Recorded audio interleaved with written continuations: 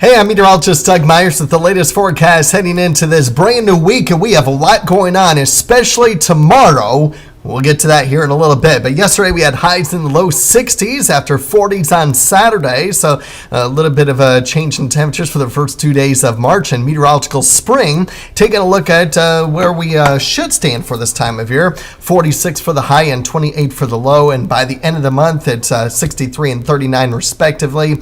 You'll notice the sunrise sunset time changes as daylight saving time begins. Is it this weekend? It is this weekend. I need to put that in the 8-day forecast, which will not be in here in this video, but it will be on the web. I forgot about that. But yeah, daylight saving time begins this weekend, and we typically get about 2.25 inches worth of precipitation with a little over 1.5 inches worth of snow. It's very possible we might get at least some of that Tuesday night. We'll talk about that here in a little bit. But as far as the whole 30 days is concerned, the March outlook, probability of normal conditions or equal chances of drier than normal and wetter than normal.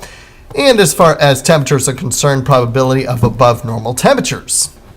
All right, so with that in mind, after highs in the 40s on Saturday, 60s yesterday, today, just a few degrees cooler in many spots as we'll have an increase in cloud cover shortly after sunrise, and that will kind of keep us a little bit on the cooler side, upper 50s and low 60s. However, it's not going to cool off all that much tonight as we get an increase in humidity and low-level moisture. Lows only drop close to 50 for many spots, so very mild night ahead. And we are monitoring the risk of severe weather as well for tonight into tomorrow. I think it's mainly going to be a hail threat between midnight and about 6 a.m. tomorrow. And we could have a little bit of a wind gust at times and maybe some hail tomorrow morning. But we add the potential, and it's a very small one, tornado threat tomorrow afternoon. Can we get a possible weak tornado in the morning? It's possible. We're going to continue to keep an eye on it. So be ready.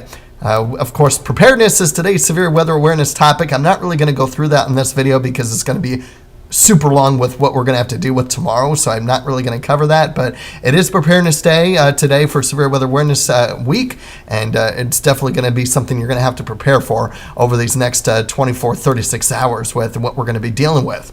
First and foremost, a high wind watch for all of northeast Kansas from midday tomorrow to midday on Wednesday. Now, I think we're going to get a peak of these strongest winds late tomorrow afternoon into early Wednesday morning, but we still could have an opportunity for some peak strong winds in the early afternoon hours tomorrow too. And then we have a winter storm watch. It's not necessarily going to be for how much snow we're going to get. It's mainly going to be because of the strong winds producing blizzard conditions. So areas north of I-70 would not be surprised if this turned into a blizzard warning for Tuesday night as the rain and storms that we'll get during the day tomorrow as colder air filters in, changing over to snow. So here's a look at these winds. Southerly winds today gusting near 30 miles per hour at times. That's not bad. I mean, that's a typical windy day here in Kansas.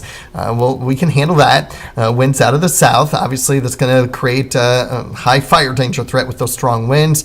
Still staying breezy tonight, but nothing overly strong. And at least according to this model, for most areas, it's not overly strong through much of the day unless there's going to be storms impacting some of the stronger winds. But we get the bulk of those strongest winds in north central Kansas close to 3-4 o'clock, and then it overspreads all of northeast Kansas Tuesday night. That's when we get wind gusts that could exceed 45-50 miles per hour at times, and into Wednesday morning that will gradually weaken through the afternoon.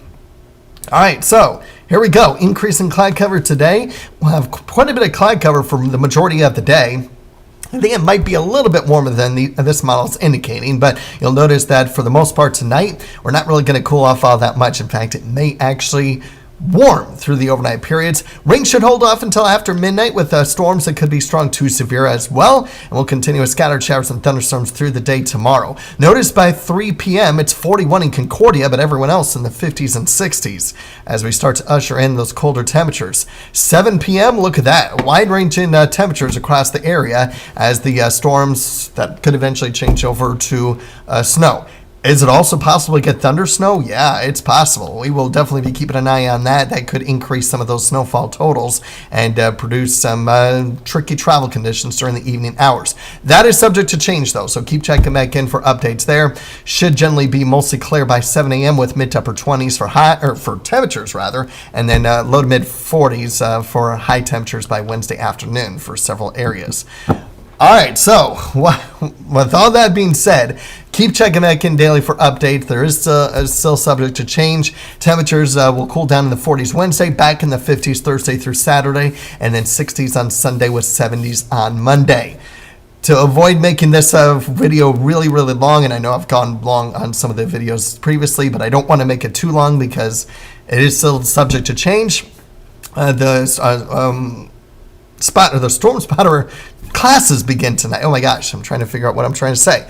And if you want to know where they're at, which by the way, it's in Junction City tonight and to peak on Wednesday, you can find a full list. There's a link at the bottom of the forecast discussion on the weather page. So you can check out the latest schedule on when it's going to be coming to a county in your area.